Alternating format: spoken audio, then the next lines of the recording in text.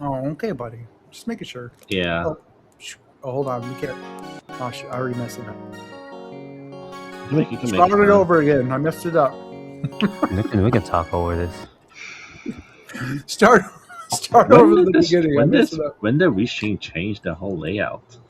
I know, right? They actually did change it a little bit. Like, I was trying to I don't know. I don't know if this is a good thing or a bad thing. When something new changes, it always tends to be breaking. So. Is it the thing at the top you're talking about? Yeah. I think the UI changed like overall. So, let's just see the quality change also got better. I blame society. Speaking of which, we also updated our game pages on Minimap as well. If you like yes, that. you did, George. Good job. But anyways, wait till George. Good job. Good job, George. Everyone, welcome to Quest. Did you do it or my little brother do it? Yeah. This is Quest Unplayed. We're just talking before the actual recording. We're a little what? chatty. No. We always do that. In case you guys actually wonder, like, how it all starts, we actually chat for about 10 minutes before the actual recording, and then Zach would be like, "Hey, did you press the record button?" And then I was like, "No, we haven't officially started." And then he always yells at me for like wasting all the content that we talked about. Like, content's so important. I know. But welcome everyone to Quest Unplayed, where three of us talk about video games and usually invite indie devs. Today's podcast is joined by myself, George, and Anthony. Hello, everyone. Yeah, he said he's speaking or he's thinking. He's trying to talk through his brain. Yeah, he talk to his brain. Hello. Yeah. And Zach. Hi. And we have another guest, Mathias. Matthias. Hi, yay! Conqueror of many men. Yeah, the conqueror. Yeah. Working on a fighting game too, so that's great. Fighting. Yeah. Oh, yeah. Better fight that. Because that's where Matthias is born from. The darkness. Exactly. Okay. Exactly, from darkness. It's like, I've had to fight my whole life. I am Matthias. Just kidding. I love that name. Actually, that does kind of sounds like Greek, like God, one of the gods or something. I'm like a fighter. You know what? I think it comes from the. One of the Arabic, Hebrew or something. And I'm not sure the word in English, but it's from the Orient part of the world. Did they ever? Your parents ever tell you why they named you that, or did you name yourself? No. My parents named me like that, but they just like the name and they actually chose it. Yeah.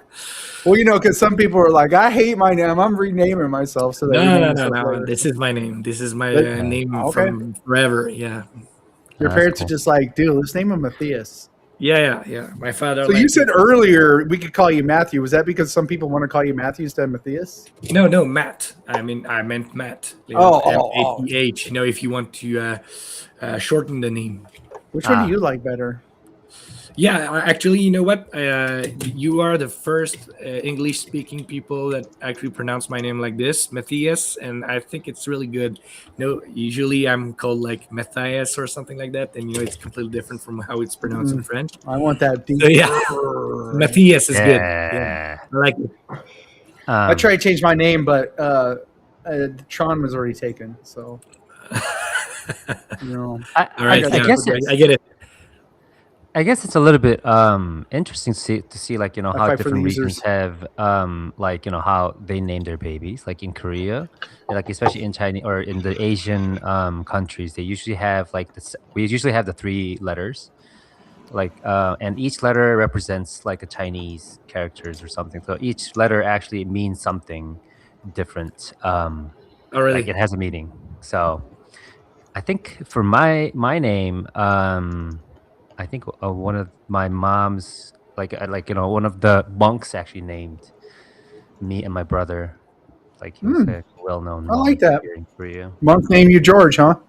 No, George is English name. So my actual Korean name. I actually named myself George. I'm picking on him. I know it's not his real name. I'm like, the book was like, we will call this one George. You're like, I like it. George is good. That'd be Scroll odd. that. But yeah, before we actually start the podcast, our podcast is sponsored by Minimap, the Ultimate Gaming Hub.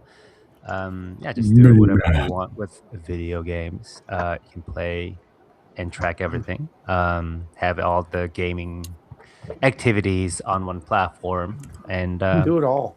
yeah, review games and connect with other gamers. Sometimes I talk smack on there about video games. Let's go. Got the video, You know. sponsor video, real quick. Play the sponsor video. All your games in one place. Play.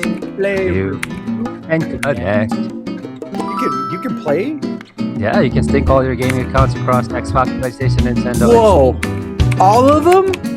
Oh yeah, and then you guess what you can see: what games you play, how many hours you spend, which platforms you have, achievement trophies, gamer score, all of the things. And we also offer you a calendar. Can I review them too, George? Oh yeah, we got plenty of game reviews. I think we have over 4 million game reviews up to this date. And also some games have 5-star visuals, but terrible. Loudest the video's ever been. Oh yeah.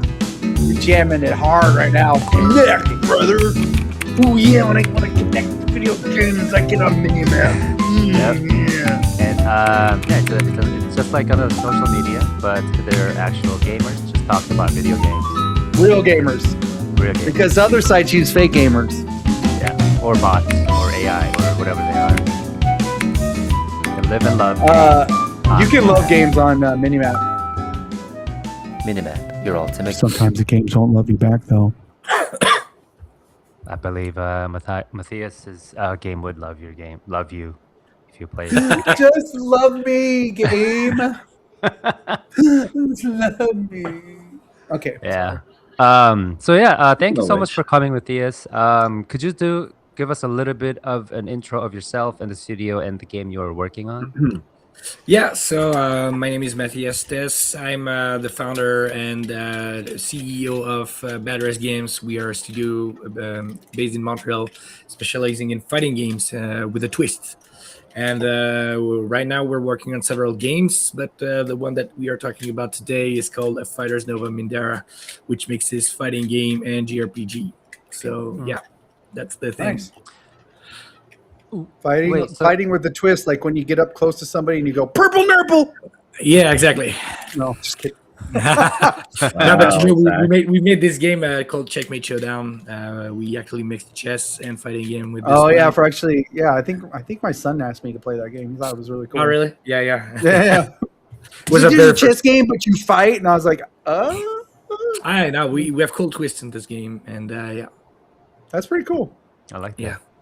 So you said you guys are working on the same, on several games right now? Yeah, absolutely. So dangerous. is it because you guys have too many creative ideas, or like how does that happen? It's it's Because completely. you guys are too creative.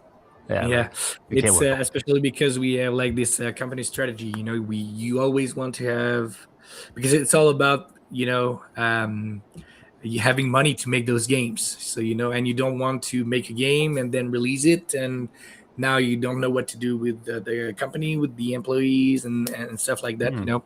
So we usually have one game in production, and the other one we are trying to get funding for the next game. You're cooking it up. Yeah, exactly. So that's that's what happens with the Fighters Nova Mindara, and we actually started working on the Kickstarter to get funding for this game. In the meantime, that we were working on the other one that we haven't actually revealed yet. So yeah, I think that's that's how a great. it happens. Yeah. I think that's a great idea, especially for like indie studios have a wide range of sizes. Like it could be like a one-person studio, or it could be like 20 people working on a game as well. So if you have enough staff who are capable of working on several different like number of staff, I guess, who could be deployed into different projects at the same time, I think that's also a good idea, because usually an indie studio would work on like one specific project, and depending on its like reception and success or failure, the studio would then like have like not know what to do next. Yeah, exactly. That's Instead of the case that we want to avoid here. yeah. I am passionate about fighting games, so I started my fighting game studio back in 2021. We were 2 back then, working on it. Now we are like around 9, I think, or 9 or 10.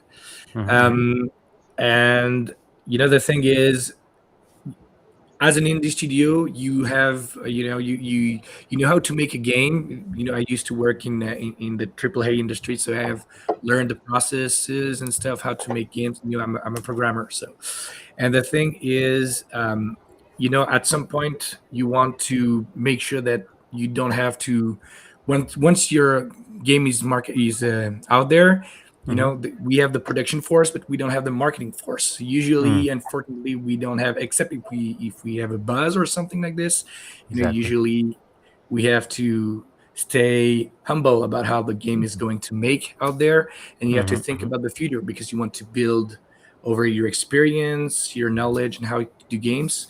And being passionate about fighting games, it's all about we are improving our expertise in that jar, or the technology that we've developed to make fighting games, and we're just improving every game after the other, so we want to capitalize on this every project.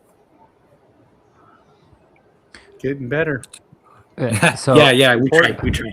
Yeah, we try. So you said you love fighting game. Does that mean you've worked on a fighting game before when you were in a AAA studio, or was it just your personal passion? No, just personal passion. I've started playing Mortal Kombat when I was 4. I know back then, it was just Mortal Kombat and Tekken, I think. But after that, all those years, I've just kept being a competitor on those games. So yeah. Do you have a favorite fighting game? Mortal Kombat. It's I'm loyal. Mortal Kombat, huh? Did you see the new movie? Yes, I saw the new movie. Thoughts? I liked it. I liked it. Yeah, I liked it. I like it. Absolutely. My favorite character is Kung Lao, and usually in the movies and in the movies and animes, he doesn't get good representation, but especially in this series of movies that have been up there, like from the 5 last years, he really has a good representation from the game. Yeah. My favorite character probably was played by one of my favorite actors, but I didn't know how I feel about the combination, because I like him for different reasons. But I'm of course always been a Johnny Cage guy. Yeah. Just because of the way he acted in the first Mortal Kombat movie when he fought Goro. Yeah, it was cool. And he was really like, cool. And he was like, ooh, and he's like, those are $500 glasses. No, sunglasses, yeah. Yeah. And then he knocks him off the thing. I was like, oh, it was dope, But I didn't think this one was that bad. I actually thought it was pretty good. It did better than He-Man. You know what I'm saying? But Mortal Kombat. Do you have a second favorite? I'd say Tekken. Right now I'm playing hard on Tekken 8. I've played Tekken for a long time. Yeah. That was the jam back in the day.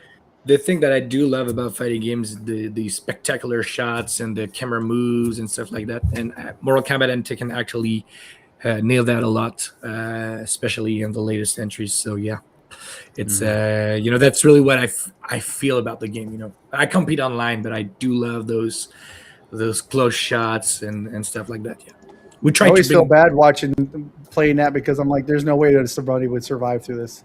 It's like, you're like, oh, it's a game. The brutality you have to feel exactly. it. Yeah. And you hear the crunch, you're like, oh god, that hurts. Yeah. Wait, do you guys also play fighting games, Anthony and Zach, at all, or? Oh, I used to love fighting games. I mean, I still do. I just don't. I'm not good at them anymore. So it's like, why play them? Because I'm just getting my ass kicked online. What's the last fighting games you guys played? I played not this last Mortal Kombat, but the one before that. 11. Yeah. I played Mortal Kombat X. But I would say my favorite fighting game, though, out of all time, and I think they could have done more with it, and it's actually pretty popular on mobile, was actually Skullgirls. Yeah. I used to love, because Skullgirls had such cool characters and art, and I used to love the character that she was she was like a Egyptian character, but she could take her head off and roll it, and she would trip people up. Yeah. I was like, that's so. She'd be like, and then she was a cat, an Egyptian cat character, and her girlfriend was a fish. And cats usually eat fish, so I was like, that's weird. But I just really liked the characters of it. And I thought it was a cool game. I wish they would have done more. Really cool art. Yeah. Yeah, I love the art. The art was just to me. But grew up playing Mortal Kombat. Mortal Kombat was probably my favorite. Tekken. Another one, Soul Calibur. Love Soul Calibur. Especially when it came out for the Dreamcast, and you could see them. That was the first time like they had a character, the big dude with the axe. I can't remember his name, but you could see his heart beating outside his chest on the Dreamcast, and that just blew my mind. It was just like, I was like, that's probably bad to have that sticking out like that, but whatever, So, and then I think everybody remembers on Tekken. My wife, the only game she's ever beat me on was Tekken, and she played Eddie. Eddie, yeah, she did this thing. Circle and circle. I was like trying to do real moves, and he's spinning around. I was like, give me that. You can't play no more. Stop it, you button. Give it to me. But yeah. What about you, Anthony? Have you played any good fighting games recently, or? Last one was like 1999. That's a long time. Are you shitting me right now, Anthony? What were you, a kid then? You were like, what, 2? No. He was probably like 10. I was 10. I was 10 years old, and I was playing Power Stone. Power what? Power Stone. You never heard of Power Stone? What is Power Stone? So it was like one of those games that during that time where they had the other games where you could play in the arcade machines, like the Street Fighters, and it was like Power Stone is basically a fighting game where you gain power. Like you collect these stones, and these stones gives you power, and then it gets stronger and that's how you use your ultimate. And it's really competitive during that time. Okay, I see it now. Yeah, it looked like it had a little bit of Capcom mix in there too. No, because it is Capcom. No, I know, but there's actually a game out with Power Stone with Street Fighter. Yeah, they bought it back recently. I think in like a collaboration with with Street Fighter or something. That's pretty cool. You know, it was a game back in the day that didn't get a lot of love. Now that we're talking about it, and I mean to hijack you there, Anthony, but yours reminds me of is remember Darkstalkers? The one with the monsters? I have no idea what that is. You guys don't remember? So it was a fighting game. Is that an arcade machine also? No, it was actually a regular game too. Stalkers, and it's the one that had the succubus chick on there and had the bee, had Frankenstein, and they feature him quite a bit in some Capcom versus games. Yeah, their characters. It had like a Japanese ghost person that had the little thing hanging over her face with the writing on it, and she had like long arms, and then the Bigfoot was like really short, but the characters were just so cool looking. Like they were just like out of this world monsters. And of course everybody wanted to play the succubus chick. Because dude, I do remember this game. Oh my gosh. I do remember this game. Yes, I do remember the succubus. But the characters were just so good. And I'm just like, why can't we just keep making characters that are dope, I mean, I think if you see Fighters Nova Mindara, their characters look pretty cool. Yeah. And there was King of the Ring. There was so many of them. You know what I mean? Sorry, we're getting off the path. But no, I used to fighting games. I used to love the games that had like the really cool characters that you wouldn't normally see in a fighting game. You know what I mean? But I know that I played, probably growing up, I played so much either Mortal Kombat or we used to just have big tournaments in my friend's house for Street Fighter. We just have a room full of people on the 64, and we'd be just handing controllers off. Like if you lost, you had to hand it over. Yeah, we've done that before. Until you lost, you got to play. That's the same with Super Bro.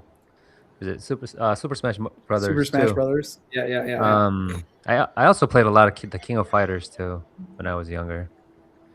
I thought Injustice was a good one too, though, because I actually like when you slow down and watch the stories. when they have like a little story twisted in between with the game. Yeah, And there's some cool stories to that. Absolutely. Because that was made by the Nordic. That was made by the same people that do Mortal Kombat. That's right, NetherRealm. NetherRealm. No, it's NetherRealm. NetherRealm, that's right. But I think, didn't Nordic help with that as well? I'm not sure. No, I don't think so. Maybe you're probably right. They're in Chicago. Yeah. Yeah, but sorry, I'll stop. But those are my. I used to love fighting games. Mm-hmm. I had Killer Instinct. Anybody remember Killer Instinct? That game sucked. Yeah. No, I liked it, but my friend was good at it. It's one of those. I would just put the paddle down when I was playing him because he was just like combo, and I'm like, oh. Now you mention you think about it, I actually prefer fighting games that are not very competitive. There's like you could just actually use it in like a story base. Yeah. That's a good transition. We'll see. Even because that is I'm a competitive person. I hate competitive. Like you lose 10 rounds again, 10 rounds in a row. You're like, I don't want to play this no more. Well, I mean, almost all the new Mortal Kombats, if you play them like against people, they do have a story, and you can lock other stories with the characters, which is really fun. A lot of single player campaign, Yeah, when you do the single, they'll tell you like all the history and stuff behind them. Because they know if you only have a game where you just play online or just fight each other, eventually it just like becomes very competitive. Yeah. Well, it's one of those games that some people. Yeah. Yeah, I'm sorry. I was gonna say it's one of those games some people get just to go against each other, like Call of Duty and stuff. But a lot of times people don't realize there's an actual story to the game, and sometimes the story is actually really dope. Like, they just. Some people are just like, I'm going to be the best at this and beat everybody. But they're like, have you played a story? There's a story? What? That's why I like Call of Duty story, but I hate Call of Duty multiplayer. Yeah. I think the Call of Duty stories are dope. Yeah. Yeah. But I hate the multiplayer. Yeah. Call of Duty Zombies was always better to me, too, than some of the multiplayer. So they have really cool characters. So it's like one of those things is you separate stories from the competitive world. Yeah. So I think let's talk about his fighting game. Yeah, so I was just gonna go smoothly transit to it. So I guess we should probably watch the trailer so that people know Let's watch the trailer. Game we're getting at. I used to live in a trailer. Let's watch it. A Fighter's Nova Mindara. An epic journey with a deep narrative. When an enemy appears, this JRPG turns into a true fighting game experience.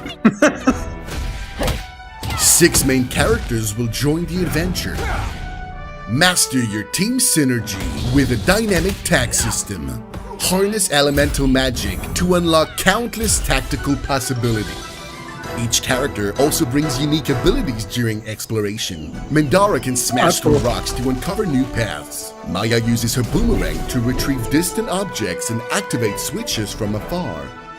Kale can dig up rare treasures hidden throughout the world. Level up your heroes and customize your playstyle through an extensive skill tree. Increase your stats, unlock new techniques, and learn powerful magical spells. Your choices and the way you play directly influence the relationships between your companions, unlocking new tag moves and exclusive dialogue scenes. You can try the prototype of a Fighter's Nova Mindara on Steam. And yes, we'd love to add a versus mode too. Join us on this new adventure and support a Fighter's Nova Mindara. Hold on a minute. On Did you do the voiceover for this? Yeah, I was gonna say that too. Like, who did the voiceover? Is that you doing that? Like Mindara? No, it's not me, but we hired a voice actor for this. Yeah. Oh, he did a good job. He really did a good job, and he really read the script once, and all right, I'm just going to record this, and he made it like in a minute or something like that. Yeah. He's like, yeah, I got it. All right. Let's just hit the tape. He's actually French, so he nailed the accent. He nailed the. I didn't even know that. Yeah. That's probably why he had such like a deep kind of like in Navarra, because he's probably, that's cool, Probably man. Because a lot of times French has that into it, like you're hawking a loogie. So you probably use that. I really like the twist of it. like it's a JRPG where you're like exploring and you're actually following through the story of it. I guess there's a story of it, and then whenever you encounter an enemy, then it becomes a fighting game because like usually JRPGs is like turn based, Yeah, where like you're just doing all the strategies, and then it's like I know it's like a couple times it's good, like the fighting itself is fun and stuff like, but after you like do like 10 or 20 of those, you're like, oh gosh, another one, like It almost fire looks like a yeah, game yeah, like yeah. he was talking about that he would play because Sorry. it's got a story to it. Yeah, Yeah, exactly, yeah. yeah. It's actually a JRPG, basically. But we just changed the fighting system to a fighting game. That's pretty much it. But you have all the ingredients and elements that you can find in traditional RPG game. So it's you'll be able to attach magic to your character. Build your character skills and having skill trees and all that stuff that you can find in your traditional RPGs. But yeah, this one is applied to specifically fighting games. So we tried to make sure that we could twist the fighting game so we could add those kind of elements into it. That's a pretty cool. That actually is a Yeah. super. I don't think I've ever heard of something like that. Me before. neither. Have you Me. guys? I was gonna ask you guys if you guys have any other like other games that actually implement this Wait a exact second. system. Now, you know what you may think of. Actually, you know what your thought made me think of, even though that has more, is a roguelite fighting game. Yeah. There's Where you pick your path. Yeah, exactly. That'd be cool. There is a roguelike fighting game. What there is? Yeah, there is one right now in development. It's actually also done in Montreal. So, yeah. Damn, I'm sorry, man. I was trying to get you on that tip before anybody else. Well, you know what? Yeah, I feel bad now. I was like, "Hey, bro, so take this and run with it," and then you're like, "Oh, it's already happening." The thing is, if you are working on a traditional fighting game, like the other project that we're working on, if you're doing a single player campaign right now, usually it's going to turn or look like a roguelike at some point, because this is what single player campaign usually look like nowadays. You want to add a twist. You don't just want to have these traditional arcade mode where you just like beat everyone in the ladder and that's it. You want to add some flavor or some bonuses or twists whenever you defeat an opponent. It started with DNF Duel and Grand Blue Fantasy Versus games like this. From Arc System Works. Usually now single player campaigns come with it. The Street Fighter 6 World Tour campaign is actually kind of a RPG fighting game, where you just build one character, you just customize everything for that character and stuff. But in this one, in Mindara, every character will have their own special abilities, and there's some twist to it, so we're not doing exactly like Street Fighter, but basically this is where the fighting game industry and the genre in general is going, for the single player content. This is what's definitely lacking right now in fighting games, so yeah. I mean, it works. Like, it looks amazing. Like, you can run around and discover the world, but then you're also beating the shit out of stuff. So yeah, and there'll be a lot of secrets to uncover and stuff. So, yeah, because like most of the time when game play. Yeah, go ahead, Anthony. No, it reminds me of the Mana series. Yeah. The Secret of Mana, you mean? Secret of Mana, Trials of Mana, because they all exactly do the same thing. The game Mindara actually comes from the art director of the company, and he has two main universe that he's really fond of, and one of them is the Secret of Mana series, and the other it's gonna make sense to you guys, but it's Dragon Ball.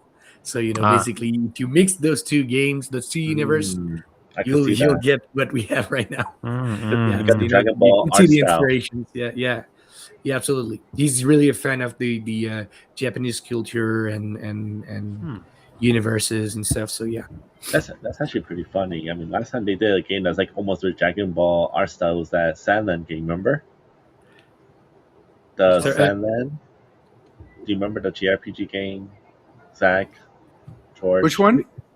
Sandland, the last game that Oh the yeah, Dragon Ball Z Sandlands. Yes, yes, yeah. I remember Sandland. Yep. Yeah, that was the last game the Dragon Ball Z the art one, Yep. Yep. the Oh remade. yeah, with the tank. The Yeah, because it, Toriyama-san. yeah, because they kept the Yeah. art style, but they kept it like a whole different world and style. Yep. Yep. Yeah, I that one's think dope. I think the game was dope, but it didn't. You know, it didn't get like too many copies sold. I think No, it's because it didn't people get were too much. expecting Dragon Ball Z. They were not Exactly. expecting a tank or something like that kind of Yeah. style. But the game I still itself like looks it though. I awesome. played Yeah. it. I Exactly. like it. Is it on Steam?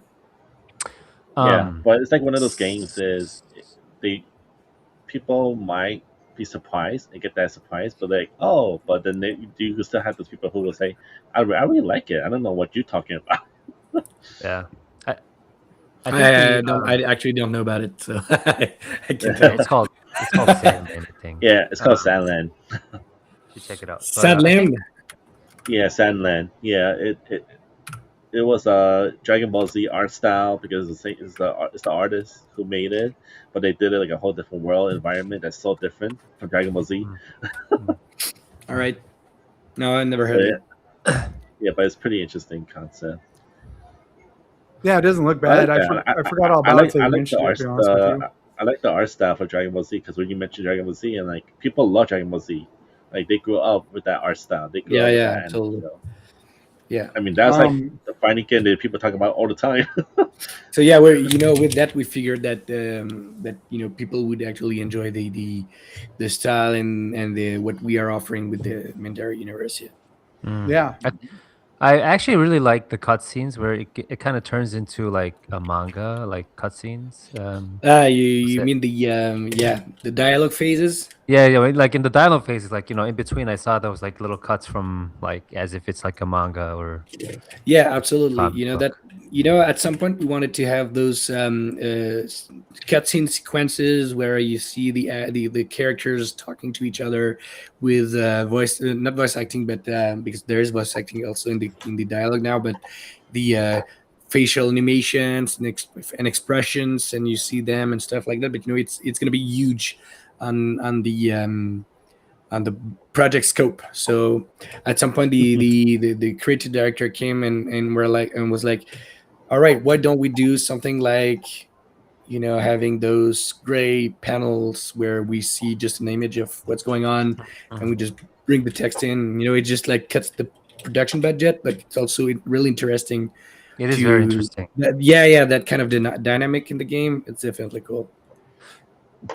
That's actually pretty awesome because I thought it would bring up the cost for the production cost because you would have to like individually draw those sketches.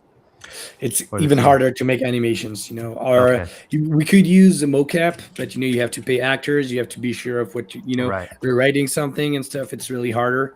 The art director is really devoted to this game, and he really has this imagination and stuff. So he really enjoys doing this, and he used to be when he started before he did game development. He was actually making his own manga back when he was a kid.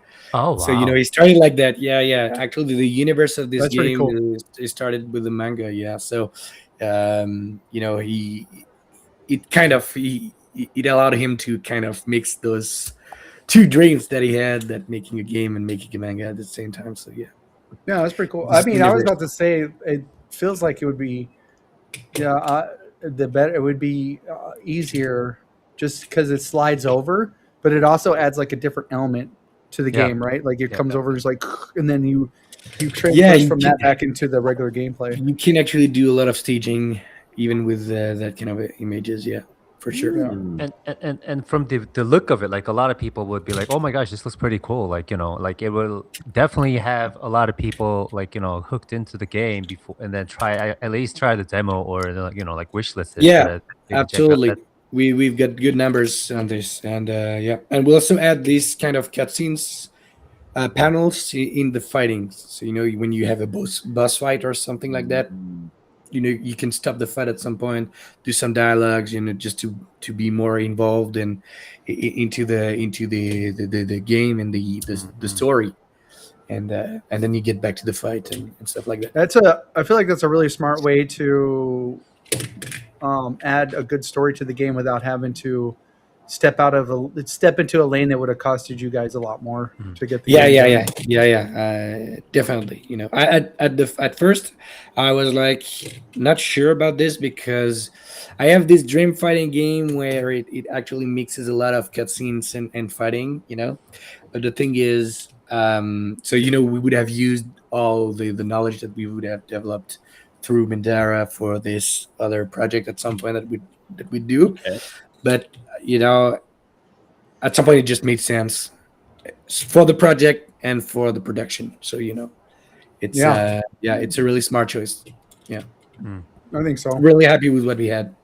It's just cool that you kind of. I mean, the reason why I want to showcase because it's cool to see people go, try to solve a problem by going, okay, what can we do? And the guy's like, I love manga. Let's draw some manga in the middle.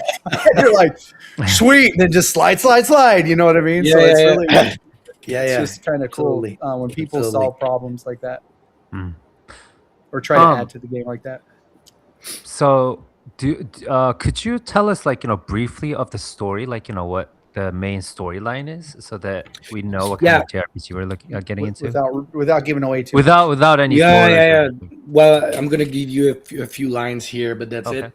The story is about Maya, which is a young girl, a young martial artist who is passionate about discovering new cultures and stuff like that. And Mindara is this character that has been cast away from his people for different reasons, and because of his markings on his skin that has a particular meaning that you'll find out throughout the story. He's actually rejected from everyone. He's hunted also by Maya's people.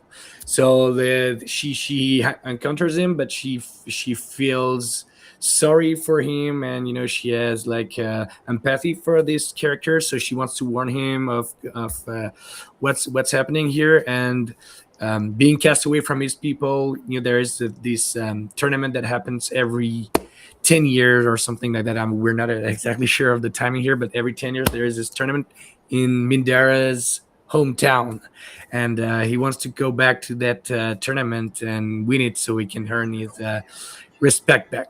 Basically, that's kind of what it is about. So it's all about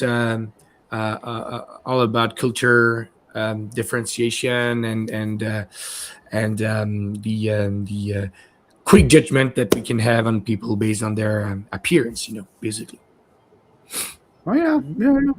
So it's a rom-com. I'm just kidding. What? I'm just kidding. What? So it's a rom-com. I was just kidding. I was just joking. No. But so it's a little bit of a life lesson there. Yeah, exactly. Yeah, absolutely.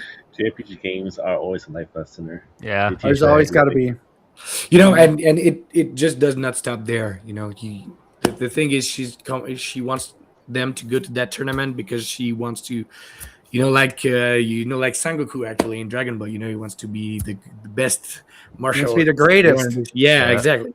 And it just doesn't stop there. It's going to be their first quest, and at some point, something other is going to happen, and stuff like that. It's always about the trip and not about the destination. 100%. I love that. Yeah, I like that. Because sometimes when it's all over, you go, kind of miss the trip now that exactly. Over, and they're going to encounter new character that you're going to be able to bring in the party. It's a party of 2.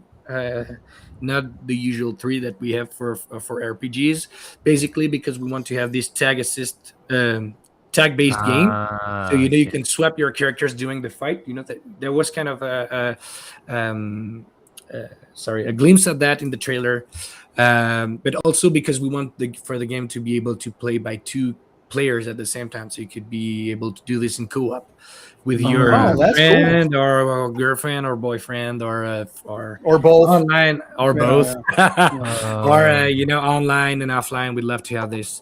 So it's the reason that we have this, and you can swap your characters, and they'll be able to, as their as the synergy between characters grow up, you actually unlock unique moves that bind the two of them. So they'll be able to do some tricks like using each other, to slam the opponent or stuff like that.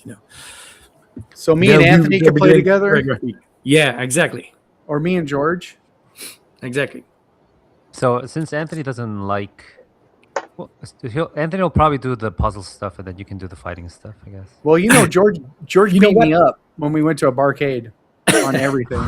Every arcade game. I was like, dude, I'm not playing with you anymore. You'll be able in the game to choose whether you want to play exploration or fighting or both, depending on the player. So because why we had this idea is because we've played Claire Obscure with my girlfriend recently, and she was like, all right, she's doing the exploration part, and whenever there is a fight, she just gives me the gamepad and the controller, and we are like, all right, why don't we offer the opportunity for players to be able to choose between which, and it's kind of a way to play that game. You'll be able to do exploration, whenever it comes to fight, you can like either choose not to play a character or play both or none.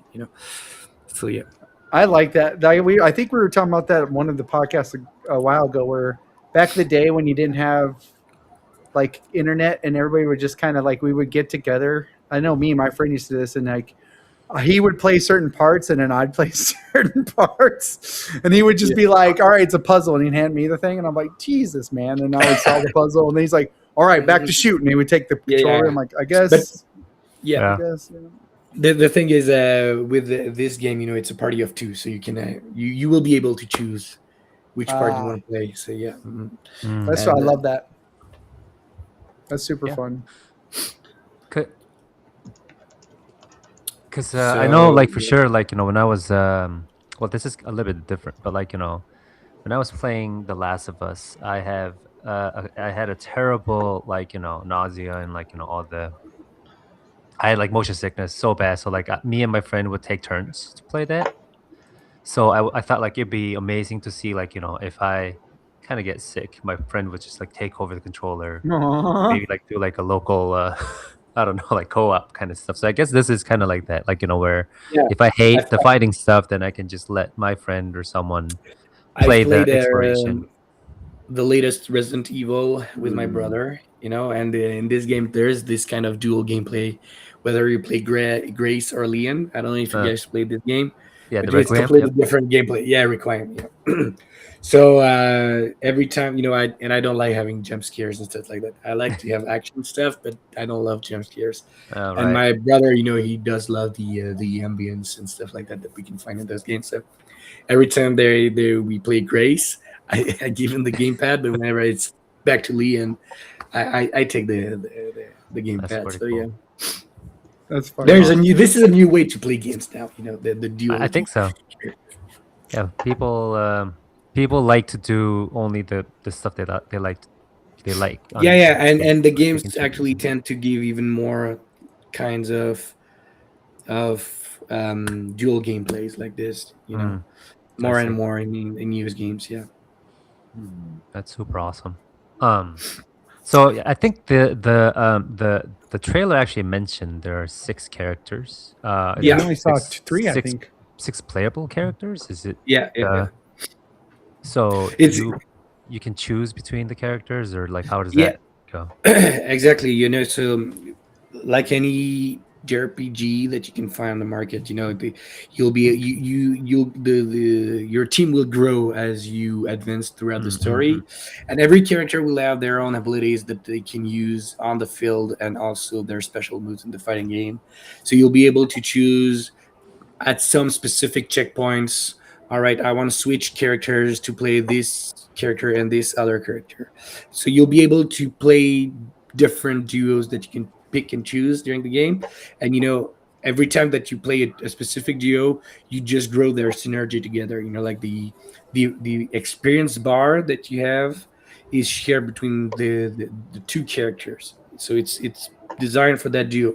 And this is how you unlock new stuff for that duo. So it's basically going to be happening, if you fight together, your duo experience matter grows. If you do Ah, If you solve puzzles together using their own abilities on the field, it will make their synergy bar grows as well. You Mm-hmm. know, if you have like dialogue choices and you do the right dialogue choices, it will also grow their synergy bar here. So that's oh, basically, you know, okay. we love to play on the relationship between characters. And some of the areas in the world are going to be locked um, to Mm. specific duos. So you know, at some point you have, because there is one character that actually breaks the rocks, like Mindara is what he does, and Mm-hmm. there's this other character who can dig up holes in the on the floor to, you know, go into underground stuff and things like that. And the level will be locked by those two specific abilities. So you have to use the one and the other to be able to enter that area where there will be new enemies, new bosses, and stuff like that. So this is how we intend to push the player, like trying the different duos that we have in the game. Mm. That's actually really cool. So you have to play different characters and unlock certain areas. Areas, yeah, exactly. Some of Are them there are, any duos yeah. that are locked in? Like, do you have to have like the little girl with you the whole time, or No, no, no, no. We don't want that because it's otherwise, you know. But usually have that in the, you know, former Final Fantasies. You know, Mm. Final Fantasy 7. You always had to have Cloud, and 8. You always had to have Squall, and but the thing is, you know, it just like locks one spot in your team. And in this game, we're gonna be two, so you know, you just don't have Maya and someone else. You know, we don't want that. So Mm. now you'll be able to choose between different characters. It's like they're coming together, you know, in the game, but in the gameplay you're just having two of them. oh, I like that. That's cool. And you'll be Uh, able to switch spots at checkpoints or, you know, save points. so I was gonna ask you, since it's just like any other JRPGs, you can actually build your own skill tree and kind of like Yeah, upgrade your character, right? As you yeah. go. Then, like for example, if I were to use a character that I've never like upgraded or like used the skills tree to with like some of the bosses or some of the later enemies, would that affect the damage and all that? Obviously, is Yeah, that exactly. okay? Exactly. You know, you'll be able to, yeah, there will be stats that will be helping you. So, you know, we don't want for the game to be locked on stats. You know, basically you be able to beat the game by playing your level 1 character, and you know, just go through that and never unlock new levels and stuff like that. We want to be able to do that because there will be some players who want to, and there might be some specific achievements where you beat the final boss with your characters at level 1. Mm-hmm. But yeah, you know, it's there will be stuff like that that will be helping you doing, you know, bigger special move damages and water not water, sorry, type specific moves. You know, if you have a water move against a fire enemy, so Mm-hmm. you're doing more damages, and Mm. there will be stuff like that, you know. Okay, that's Yeah, that's cool. That's actually Yeah. really like there's a lot to Yep. your game that you guys are adding for a fighting game. exactly That's Yeah, just exactly. You know, because if you think about a JRPG, you think about all those kind of elements. You know, you'll be able to use a potion during the games, mm-hmm. throw some magic spells, bring armor to your character, resurrect Right. your character, heal your character, and that will allow the players to have more agency during the game, and it will actually make the fighting game part easier for non-fighting game players. You know, non-fighting game amateurs. You know. that's awesome. And also for the characters, obviously it's a fighting game, so you would probably need some kind of a like the what do you even call that thing? Like the like which buttons you need to like press in order to have like special You skills and mean all that. combo? Combo like or You mean combos or the are combos. you talking about motion inputs? Motion Yeah, inputs? the inputs, like like how I play a lot of Tekken, or I played a lot of Tekken tag. So like if you want to do a certain move, you have to do like right down. I don't know, like Yeah, up yeah, and yeah. then I like see what you mean. button whatever. So do you guys actually have that for like different All characters, or right. is it just like Yeah. So we tried to make this fighting game more accessible than traditional fighting games. So Mm-hmm. basically there's this new wave in the industry of fighting games where you don't have to make a quarter circle with your joystick to be able Right. to send your fireball. Mm-mm. Now, even in the newest Street Fighter, you just press your Y button and it just does a Hadouken now. So you have the possibility What? to do that. Wait, Yeah, what? Street Fighter 6. Yeah. Are you It, serious?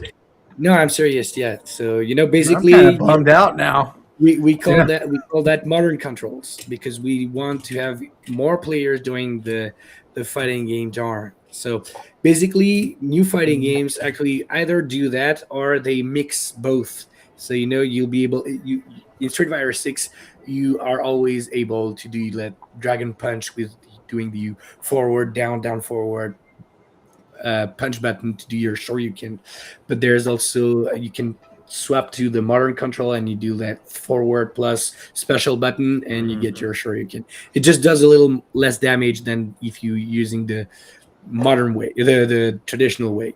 And it's been like that for a few years now. So we are actually embracing that 100% with Mindara. So you'll be able to play. First things first, you'll be able to equip special moves. So you'll be able to say, all right, this special move for this case. So either no direction, just the special button is going to be associated with this special move. Forward plus special button, it will be associated with this special move and stuff like that. Mm. So first thing first, you will be able to equip special moves, but you will every special move will have their own motion input. So the pro version of the move, and doing the pro version of the move will actually do change some properties. So it can be like faster startup, more damages, or stuff like that. Just to give a little more incentive for players to try to do the quarter circle, or you have to hold back and then press forward in your button, stuff Mm-mm-mm-mm. like that. We want to reward players that still want to play like that in the game by adding more damages or changing some properties Oh, for I the see. for a special That's move. Yeah, dope. yeah, Um, that's cool because it actually embrace new players, new fighting game players, also giving more challenges to people that are more used to those kind of controls. Yeah, and once you have that, there is this kind of satisfaction for traditional fighting games player to use their motion The, control. to be able Yeah, to exactly. pull those moves off. Yeah, exactly. Remember how hard it was to use Zangief?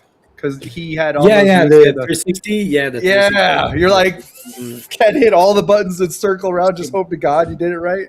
So I was there like, is this. Yeah. There will be some kind I of stuff remember like when this. Zangief was like, if you could master Zangief, then you were like pretty hard to beat. Yeah. Just 'cause his stuff was He's the insane. best grappler by default. Yeah. mm. Yeah, because you had to do 14 things and pull off that one move. You're like, you're like, hopefully it works, and then it wouldn't, and you're like, damn it. Mm. Yeah, the original. Yeah. Man, I feel like your game is. I mean, you said it's a fighting game, but I feel like it's I don't know if you could how you could even. I like honestly list it. It's going to have so many different things after it. You know what I mean? With everything on exploration, JRPG, like all that stuff. Co-op. Yeah. There's a lot of things that we want to do in this game. There's a lot of there are a lot of opportunities here. So yeah. So you guys. Oh, go ahead, George.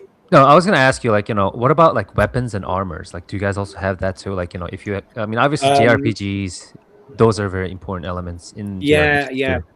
You mean equipables? Yes, yeah, exactly. Yeah. So we will have that kind of stuff. I don't think that we'll be able, production wise and scope wise and budget wise, to we won't be able to have like different weapons on the characters. Maybe for this guy with the shovel, you can change or stuff like that. But usually we'll have stuff like a ring or amulet or stuff that you won't see, but basically that will change some of the properties on the characters. We are not exactly sure on how we're going to do this right now. The equipables are mainly special moves and tag moves. I see. So we'll see about that. Yeah. Okay, yeah, and also like this. I mean, like kind of, I guess, like skins. I guess in a way, like you. Yeah. especially Absolutely. for fighting games. People would like to have their characters like customizable as well. Now, for sure, we already have the skin tech on our game engine, so it won't be difficult to add new skins. Mm-mm. Probably there will be some parts of the character skins that will be equipable here. So the a character with the shovel that you've seen maybe in the trailer, be changing the shovel for something else or stuff like that will be way more easier than the whole new skin. But it's definitely something that we'll be thinking of. That's dope. S- Um, so what would be like your estimated, I guess, playtime for the game? Yeah, we're aiming between 10 and 12 hours for the main quest, Okay. and we'd like to add an additional like 6 or 8 hours to the for side quests. But that's just numbers here that we are trying to pull off. Exactly. It will completely depend on the budget that we have, the difficulties that we encounter throughout the production. And we are still fundraising for the game. Ah, There's the Kickstarter that we managed to pull off, but there are other ways of getting funding for this game. um, so depending on this, it will completely change the way that we can manage to ah. handle the scope and stuff like that. Yeah. Okay, so So it's yeah. it's more of an early stage right now, too. It's right now we just have a prototype for the game. We have lots of ideas. We are building the world, Mm. and in around 2 years or something like that, we will be able to uncover more for this game. Yeah. That's dope. Yeah, it's super early, but then I really like the idea. So, like, how did the Kickstarter go? Like, is it still can Yeah. people still support it or? Yes, people can still support it. Right now we've opened late pledges, so the campaign is over. But we don't need the money right now. Like I said, we're still working on this other project. So basically, we can still have people weigh in. So we've raised the 150% of our original goal. So Okay, that's good. it's That's a it's good a, it's number. a cool commercial, and it's a cool market proof for the game. And you said 6 playable characters. I guess I have a question just popped in my head too. Do you think there'll be a chance that you might add more characters later down the line? Or Absolutely. 6 is a good number to have like cool ways to mix and match characters. So we wouldn't go under 6, but we'd love to add more characters into the game. And we also have a versus mode that will be unlocked through meta progression. Mm. So basically, there will be lots of characters that you'll meet in the game, non-playable characters, because basically they will be enemies. But that would be nonsense not to be able to play them in some part of the game. So Yeah. we add a versus mode where you have to unlock all the and not playable characters, and so there'll be a lot more characters to play in the game actually. Mm. But That's throughout cool. the story mode, it's going to be limited to 6 or 7 or something like that. We also intend to have DLCs. So Awesome. basically, DLCs could add new characters to the story and more unlockable areas and Yeah. whatnot. So yeah, we'll see about that. But yeah. I just know that like a lot of times when I play fighting games, I like it when they come out with like they add characters later on or stuff Yep. like that, and then add story to it. So that's really Yeah. cool that you're doing that. Yeah, definitely. It's the genre is kind of made for that kind of new way to distribute games. So of course, Yeah. you want to increase your game's life cycle, lifetime. So you have to release new content, and fighting games are perfectly matched for this. Yep. Even content that you don't have time to make. For traditional fighting game, there might be a few characters that you'd like to include, but you can't. So all right, we'll have them in other updates later. And then you probably you saying that have you there been a couple that you were like, "Ooh, let's do this," and then it's just like, "Well, hold on, let's wait because we're locked in." with Yeah. these It's there are a few characters that we have in mind that all right, how we're going to pull this off. How we're going to make this happen. Yeah. And because you have to deliver quality. over quantity, for a game, especially for indie games. So, there's always this question of how we're going to do this. But especially for Mandara, the thing is, we have to make sure that if we if we realize that some content cannot fit in, the story still has to make sense. And so we will have to, the very first thing that we're doing for this game, now that we got funded on the Kickstarter, is that we are going to hire a world designer, and that person is going to be in charge of designing the world. So basically what it means is, all right, the characters will be first in this area, and then we'll go to this area, and with this special skill that you unlock, you will be able to go to this area, and now you will unlock new stuff to go back in previous areas and take another pass. If you've played Pokemon, you probably know about HMs, or when you have the ability to surf on the water. So basically, that allows you to unlock way more areas. Basically, this is what we want to do, so we can control the scope and better define what characters and what areas we can include in the game at release. Yeah, and going back to the stuff we talked about, new content for fighting games. I think it feels like a lot of players get excited whenever they have like new collaboration with other like gaming IPs, especially we saw Tifa coming into, is it Street Fighter? Street Fighter, yeah, and then Tekken they got the Jiro, the Hanma, the new the anime guy, the strongest man in the world guy. No, it's not Tekken. It's Fatal Fury.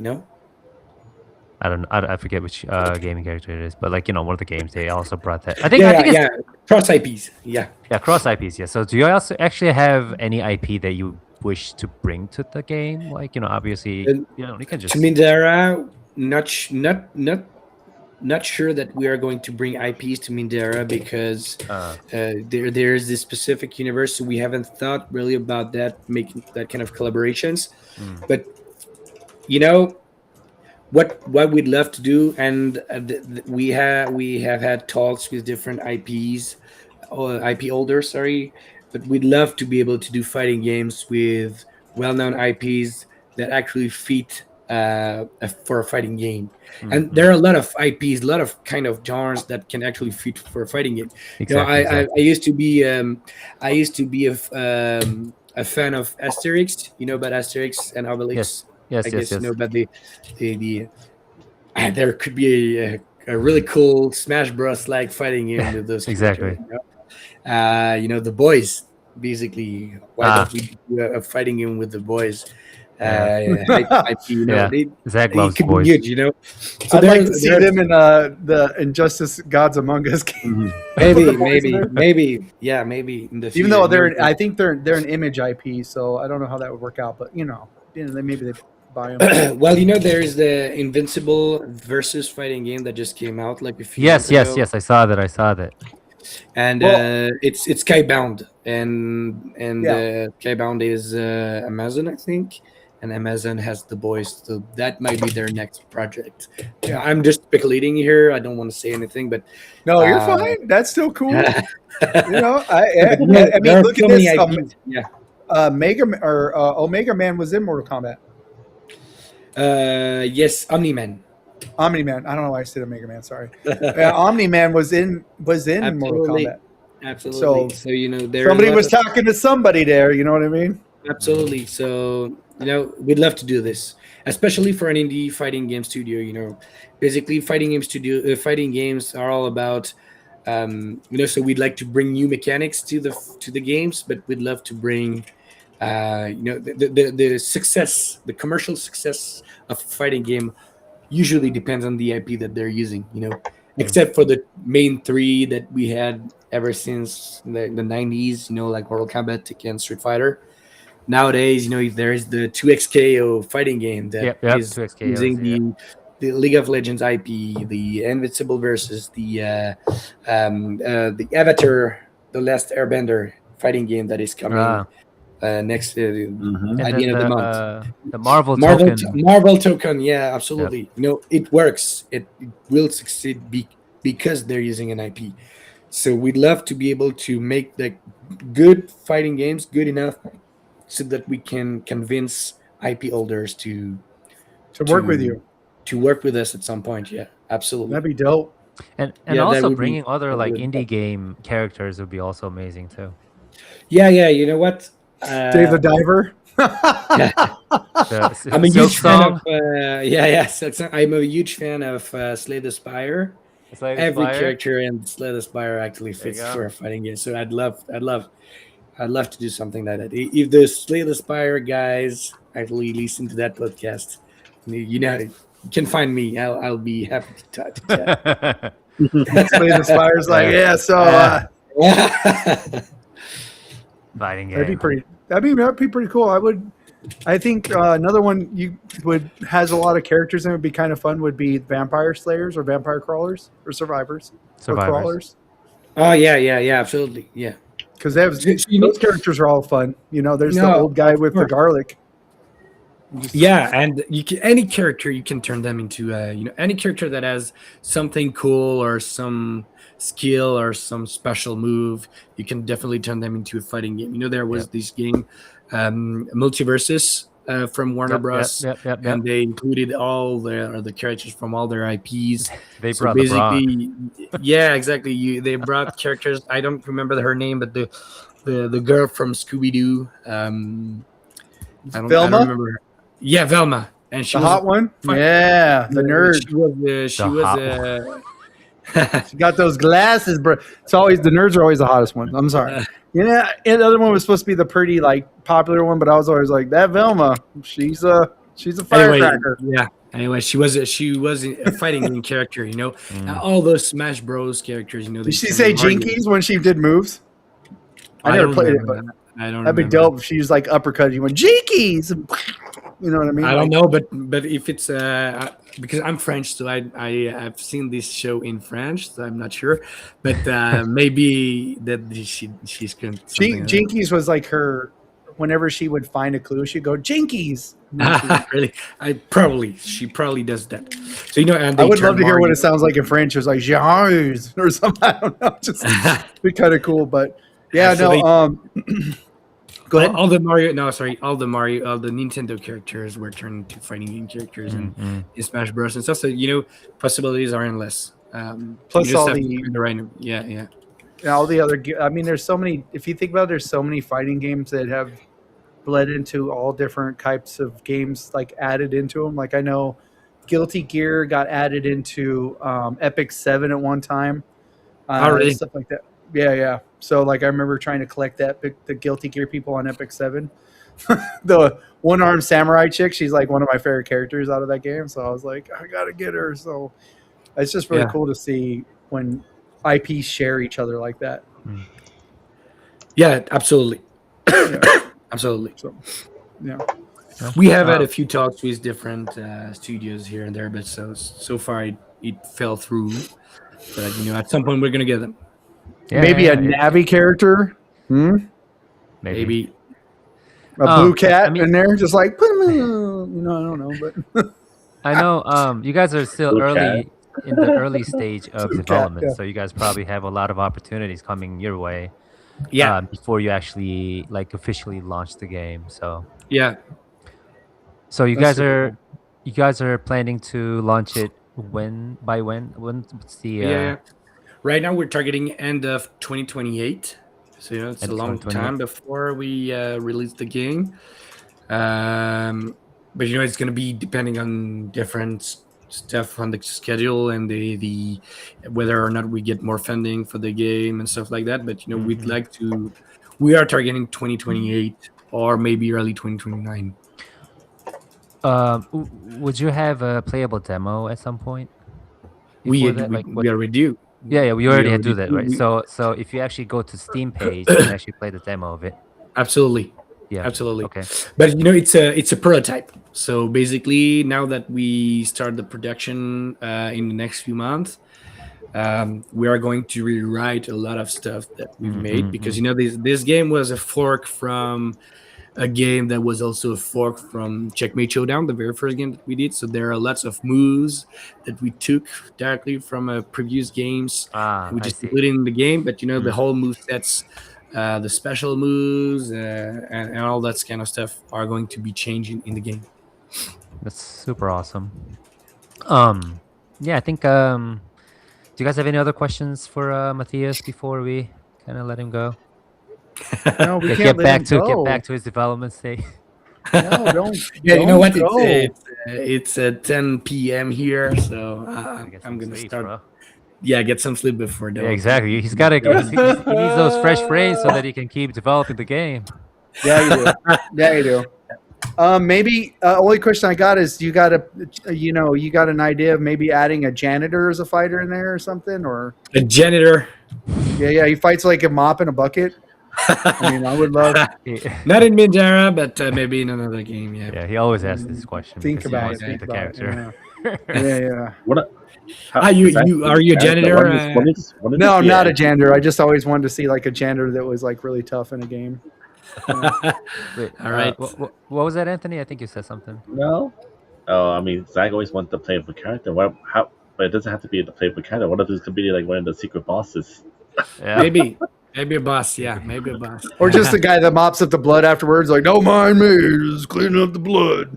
Have you played Dead Rising, Zach? Yeah. Dead Rising. There are. I'm sure. I'm not. I don't remember if there is one.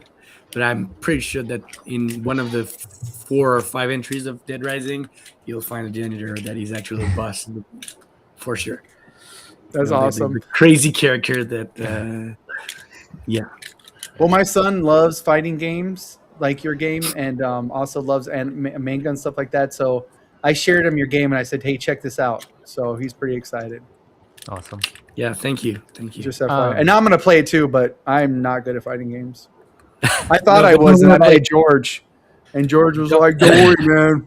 Don't worry. Korean. This is what we do." We really want to tailor the experience for all levels of fighting game players, so you'll get what you.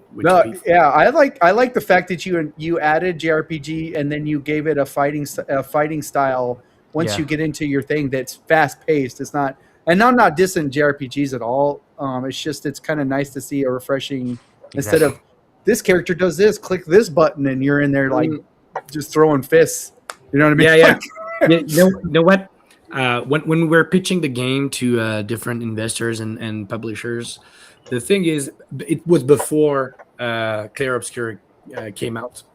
And Clear Obscure kind of relaunched the traditional turn-based RPG fight, But the thing is, in the latest entries of Final Fantasy or Genshin Impact or stuff like that, the fighting system now are more active and more. They're not turn-based anymore, So the thing is, we were like, all right, fighting games are going more and more in the single-player campaign / story mode stuff because it's kind of what is lacking from fighting games in general, and RPGs are kind of trying to get more action into their fighting system. So basically making Mindara would be crossing those two genres here and making the most out of it. And so what I wanted to say here is like we were trying to go with the flow of what's going on, what's been going on in the late years for the industry, That's pretty cool. No, yeah. I mean, I've never. I mean, you told me that there's other games that's done that before, but I had never even thought about it. And it's fighting games. I think it's refreshing. Yeah, fighting games are the ultimate way of the action battle. Yeah, it's definitely action. You can't pause. Yeah, you cannot pause. Yeah, there's no stopping. You gotta. There is no stopping. Yeah. Yeah, exactly. Absolutely. So it's just frustration if you lose. It'd be my ass. Like. So for all of you who are listening or watching, go play the demo of it. It's on Steam. I'll put it on the description to the link, and also the Kickstarter page. I'll probably share the link as well so that people can, still support it if they're interested. But yeah, wishlist it and play the demo because the demo Demo's 'Cause still it's pretty freaking early. sweet. Yeah, but Yeah, it's pretty. it's really pretty fun. It's really fun. It's cool. Really fun. We have a I cool like demo. it. Yeah, I like I don't it care too. what George says. I like it. Well, I liked it too. So, but yeah, thank you so much for coming. And we all wish you good luck. Thank you the very much. remaining process of the development and also all the investments and all funding and all that. Yeah, all the stuff. Yeah, absolutely. And, and Thank also you. we should Thank you very much. definitely invite you when it's closer to launch so that people get to play the more refined demo. Absolutely, absolutely. Yeah. Yeah. Thanks. we can Thank check you very in and much for having me. Yeah. see how the road treated you, because you're still on it right now. Yeah. Thank you all for listening. Fighters Nova Mindara is the game. Mindara. Yeah. Mindara. Wait, what does Mindara mean? Is it in You know what? Mindara is the name of one of the characters in It's the the game. main, yeah. Oh, the okay, guy. okay. I didn't know. It's the guy tiger with looking dude with the thing, right? Yeah. And, Wolf head or wolf over? What's he got on his head? It was like a wolf or Yeah. You mean the? Yeah, I think it's coming from. It's a wolf man. Yeah, absolutely. he looks The pretty thing tough. is, Fighters Nova is the name of the IP of the franchise. So if we go further with this universe, Oh no, he's he's just if got we dope go further- hair. if we go further with this universe, we're just gonna have like every entry is going to be focusing on one specific character through the eyes of Maya, the main character. So for this one, it's Mindara. So it's the name of the character that we are. So Nova, in stars is the moment that a star is actually shining a lot before going back to its normal state. So yeah.